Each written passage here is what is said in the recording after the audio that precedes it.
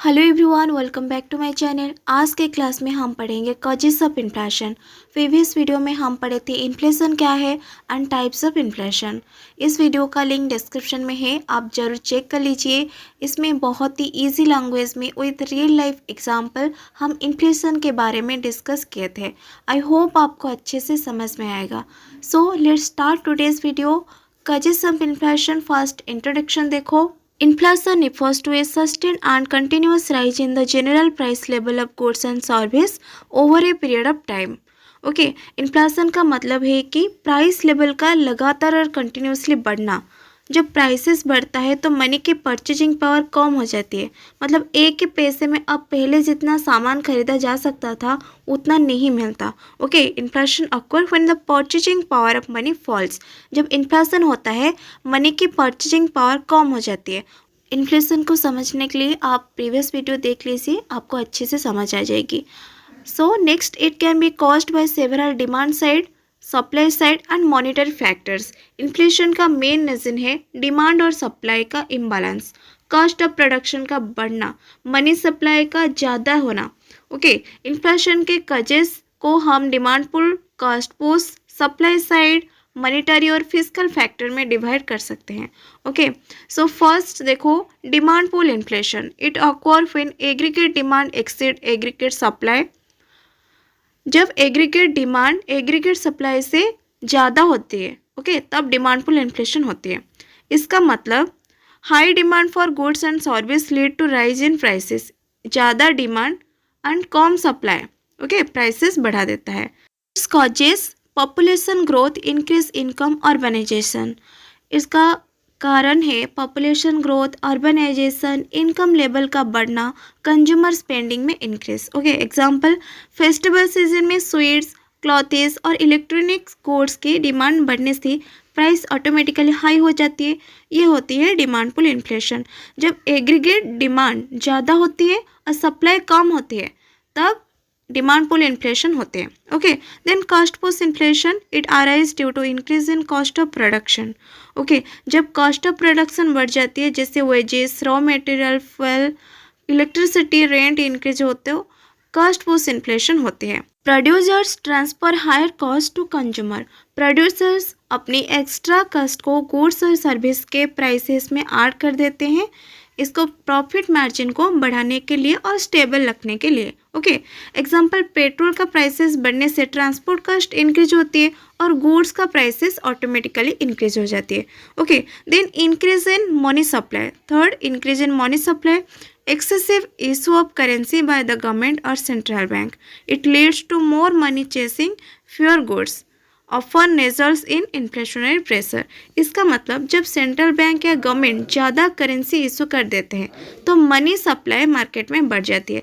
जब डिफिसिटी फाइनेंसिंग होता है तो गवर्नमेंट क्या करती है, मनी आइदर बोरो करती है और इशू करती है। ओके, मनी इशू करती है मतलब करेंसी इशू करती है, मतलब न्यू मनी प्रिंटिंग करती है। इससे क्या होता है, इकोनॉमी में मनी सप्लाई इंक्रीज होती है। जब इकोनॉमी में मनी सप्लाई इंक्रीज होती है तो इन्फ्लेशन की स्थिति अराइज होती है। ओके, ज़्यादा पैसा और लिमिटेड गुड्स होने से प्राइसेस नेचुरली राइज करते हैं। जैसे एग्जांपल ले तो एक्सिस नोट प्रिंटिंग से 1970s में इंडिया में हाई इन्फ्लेशन देखी गई थी। ओके, ये मॉनिटरी फैक्टर है। अगर मनी सप्लाई कंट्रोल ना हो तो इन्फ्लेशन अनकंट्रोलेबल हो सकता है। Then deficit financing. Government spends more than its revenue and finances it by borrowing और printing money. Increase money supply and demand in the economy. जब गवर्नमेंट का एक्सपेंडिचर उसका रेवेन्यू से ज़्यादा हो तो वो डिफिसिट फाइनेंसिंग करता है, मतलब बोरो करता है या प्रिंट करता है। ओके, इन रिजल्ट मनी सप्लाई और डिमांड दोनों बढ़ते हैं और इन्फ्लेशन प्रेशर क्रिएट होता है। एग्जाम्पल, लार्ज इंफ्रास्ट्रक्चर प्रोजेक्ट के लिए एक्स्ट्रा बोरोइंग से मार्केट में पैसा ज़्यादा आ जाता है जो प्राइसेस इंक्रीज करता है। जब मनी की सप्लाई बढ़ता है तो इन्फ्लेशन होती है। Okay, then rise in wages. Increase in wages without corresponding rise in productivity, rise cost of production and leads to higher prices. अगर वेजेस इंक्रीज हो जाए लेकिन प्रोडक्टिविटी सेम रहे तो कॉस्ट ऑफ प्रोडक्शन क्या होती है, बढ़ जाती है। प्रोड्यूसर अपना extra cost goods and services के प्राइस में ऐड कर देते हैं। इसमें क्या होता है, प्रोडक्ट्स का प्राइस राइज हो जाती है। ओके, एग्जांपल फैक्ट्री वर्कर के वेजेस बढ़ाना से कंज्यूमर गुड्स और सर्विस के प्राइस ऑटोमेटिकली इंक्रीज हो जाती है, क्योंकि प्रोड्यूसर अपने प्रॉफिट मार्जिन को स्टेबल रखने के लिए वो जो एक्स्ट्रा वेजेस कॉस्ट, ओके, वो प्रोडक्ट एंड सर्विस में इंक्लूड कर देते हैं। Then number 6, increase in population. Rapid population growth increases demand for essential goods. Supply fail to keep pace leading to price rise. Population growth से essential good की demand बढ़ जाती है।